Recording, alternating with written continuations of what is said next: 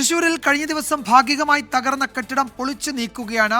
കുഴപ്പം റോഡിലെ കെട്ടിടമാണിപ്പോൾ പൊളിച്ചു നീക്കുന്നത്. ദുരന്ത നിവാരണ നിയമപ്രകാരം തൃശൂർ കോർപ്പറേഷനാണ് കെട്ടിടം പൊളിച്ചു നീക്കുന്നത്. സൂരജ് സജി വിവരങ്ങൾ നൽകും തൃശൂരിൽ നിന്ന്. സൂരജ്, ഈ അപകടാവസ്ഥയിലായ കെട്ടിടം പൊളിച്ചു നീക്കുക എന്ന നിയമപരമായ നടപടിക്രമമാണ് അവിടെ ഇപ്പോൾ പുരോഗമിക്കുന്നത്, അല്ലേ?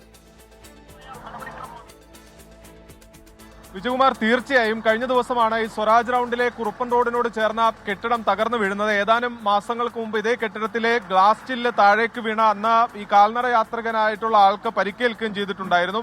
അതിനുശേഷം കഴിഞ്ഞ ദിവസം പെയ്ത മഴയിൽ ഈ കെട്ടിടത്തിന്റെ മുകളിലത്തെ നിലയിൽ വലിയ രീതിയിൽ അത് തകർന്നു വീഴുകയായിരുന്നു. ഈ സാഹചര്യത്തിലാണ് ദുരന്ത നിവാരണ പ്രകാരം ഇത് പൊളിച്ചു നീക്കാനുള്ള തീരുമാനത്തിലേക്ക് കോർപ്പറേഷൻ എത്തിയിരിക്കുന്നത്. 271 കെട്ടിടങ്ങൾ ഇത്തരത്തിൽ അപകടാവസ്ഥയിൽ കോർപ്പറേഷൻ കണ്ടെത്തിയിട്ടുണ്ട്. അതെല്ലാം തന്നെ പൊളിച്ചു നീക്കാൻ നടപടിയുമായി മുന്നോട്ട് പോവുകയാണ്. എന്തായാലും തൃശൂർ മേയർ MK വർഗീസ് നമുക്കൊപ്പം ചേരുകയാണ്. ഒരു അസാധാരണ നടപടിയിലേക്ക് കോർപ്പറേഷൻ കടക്കുകയാണ്. അസാധാരണ നടപടിയിലേക്ക് നിർബന്ധിതമായി നമുക്ക് പോകേണ്ടി വന്നു. കാരണം നമുക്കറിയാം, കൗൺസിലിന്റെ ഒരു തീരുമാനം 2 പ്രാവശ്യമായി കൗൺസിൽ തീരുമാനമെടുത്തു. കാരണം പല സമയങ്ങളിലും കത്തുകൾ കൊടുക്കും. തൃശൂർ പൂരം വരുമ്പോൾ നമ്മളൊക്കെ ഇവിടുന്ന് കളക്ടർക്ക് കത്ത് കൊടുക്കും. ആ കത്ത് കൊടുക്കുമ്പോൾ അതിന്റെ റെസ്പോൺസ് ഇല്ലാതെയായി പോകും.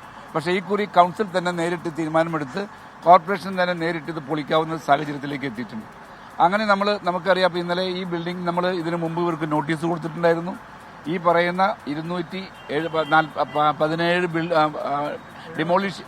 ഡിമോളിഷ് ചെയ്യാനുള്ള നമ്പറിനകത്ത് ഉൾപ്പെടുന്ന ഒരു ബിൽഡിംഗാണ് ഈ ബിൽഡിംഗ്. ഈ ബിൽഡിങ്ങിനകത്ത് ഉണ്ടായിരുന്നവരെ നമ്മൾ ഒഴിവാക്കി അതിന്റെ നിയമത്തിന്റെ ഉള്ളിൽ നിർത്തി ഡിസാസ്റ്റർ മാനേജ്മെന്റിന്റെ ഭാഗമായി കളക്ടറുടെ അംഗീകാരത്തോടു കൂടി ഈ ബിൽഡിംഗ് ഇപ്പോൾ പൊളിക്കുകയാണ്. കാരണം നമ്മൾ മനസ്സിലാക്കണം, ഈ 276 ബിൽഡിങ്ങുകളിൽ പലതരത്തിലുള്ള ബിൽഡിങ്ങുകളുണ്ട്. ഇത് നമ്മൾ അതിന്റെ തുടക്കമായി ഈ ബിൽഡിംഗ് നമ്മളിപ്പോൾ കൈവയ്ക്കാൻ പോവുകയാണ്.